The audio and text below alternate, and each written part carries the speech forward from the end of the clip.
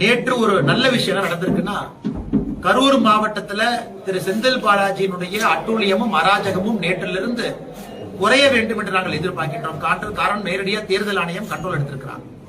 மாவட்டத்தினுடைய உயரதிகாரிகள், குறிப்பா கலெக்டரா இருக்கட்டும், எஸ்பியா இருக்கட்டும், அவங்க ஒருதலை பட்சமாக கடந்த 5 ஆண்டுகள்ல என்னெல்லாம் பண்ணிருக்கிறாங்க அப்படிங்கிறது பத்திரிகை நண்பர்களுக்கு தெரியும். புதுசா நான் சொல்லல.